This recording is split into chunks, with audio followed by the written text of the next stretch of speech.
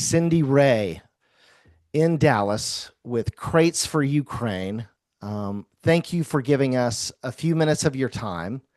Uh, Crates for Ukraine has been putting together things for 5.0, and I know on Saturday in Dallas you had some kind of an event. What was that event that was taking place? Well, that was a packing event. We had received crate supplies for 50 crates, and I had about 20 people who were there for a couple of hours packing all those crates with the supplies had been sent to us. Okay, and then in that group, did you have any special guests? Is this open for Yes. anybody? Are these kind of hardcore Park Cities folks? Who were Well, there? yes, there were some hardcore Park Cities packers who have done it a lot. There were some who had never done it. There are some who, uh, contributed before and never packed. But the special thing was that we had actually 6 people from Ukraine that were there that day helping us pack. 3 of them live here and were neighbors of some of our packers. And then the other 3 were in town with some other church members working on some ministry for veterans of Ukraine. Okay. Well, I know that after that meeting, you were very excited because you sent me a message that you were Mhm. excited. And so I wanted to hear from you what made this, I mean, having Ukrainians in the packing of crates for Ukraine is great. What happened and what was so exciting Right, about this? right. Well, those 50 crates, we were packing all wound care supplies. And Crates for Ukraine 5.0, we increased the number in there uh, of supplies to make the crate really valuable, close to $5,000 worth of supplies. But the 3 that were visiting from Ukraine included one Ukrainian war veteran who had lost an arm.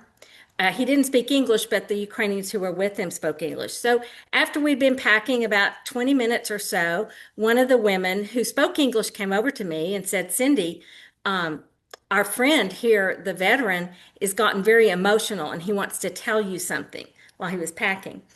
And he came over and she translated it and told me that he said, every single item that's in this crate that we're packing saved my life. He said, I was injured, I lost my arm, and every item in here was so important. And I'm sort of emotional. Not only are the items in here so needed by all the Ukrainians, citizens and soldiers, but the quality of what you're sending is so very important.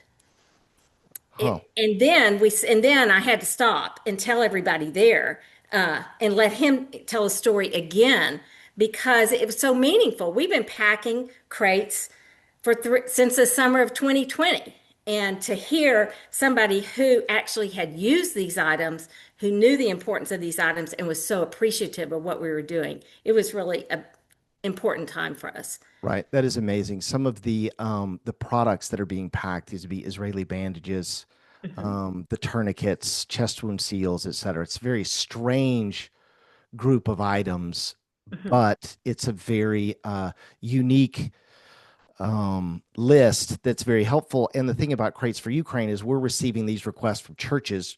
Church members are going into the military. And so this is getting passed back on the best way to save church members' lives, those that are defending. And that also spills over into saving civilian lives. What did he say about the whenever he saw the contents and the quality of the contents? Did he have as a Yeah, as a he just soldier well on the front line? yes, as a soldier, and also he had been a paramedic at one point, so he also had used all these items on other people. I later found out he had had 20 surgeries afterwards and was in Okay. rehab in the hospital for 9 months. So everything that saved his life got him there. But he was saying that in the past, they'd gotten some supplies that were not as high a quality and they just don't work. Right. And Right. and to have a tourniquet that doesn't work on you or the person you're trying to save just doesn't cut it at all. And so he was so amazed at the quality we were sending. And that's part of the reason that we took up donations this time, only for the wound care. Okay. So And explain that to me. Explain that to me. okay. You took donations as opposed to as to what? Uh, or letting other people either order on their own or order through online, because in we discovered, and I think you, Doug, and Ruslan and them discovered that some of the supplies that other people were ordering online were not as high quality as what we were ordering from the manufacturer who's in South Carolina. And so when we decided for 5.0 to just take donations for the wound care supplies, that enabled us to order in bulk from the manufacturer. Right. So ordering in bulk allowed you to guarantee quality, but it also gave you a discount by ordering in bulk Yes, directly from yes, NAR. yes. So one of the things that you sent whenever you wrote this, Volodymyr is this guy's name. He said every item on this list represents life. Yes. Um, and so this not only I can't I was trying to get away without my glasses there. Good luck. You know what I mean? Gave it a shot. Um, so all these items represent a chance to return home and lives saved. He said, not just for soldiers, but for civilians. Um, how Yes. did the how did the people respond? The people that come to pack, they're big Oh, fans of Ukraine. There's a oh yeah. lot of people. One of the things we've noticed from some of the polling is Ukraine still has a lot of support across the United States, Christian, non-Christian, and from both parties. But the hardcore Christians that are praying for the church in Ukraine and people, they do this and they don't really. They're doing it assuming the stories. What was their reaction when they heard some of these stories? Well, there were some tears. We stopped to pray and just very thankful that the Lord had given us this opportunity. I mean, this is the first time since that we've had anybody from Ukraine helping us pack. And we've packed. This is 5.0, so we've packed. I looked it up. This means we've sent how many crates? Do you know? 3,591 if we count what we're sending starting Mhm. tomorrow.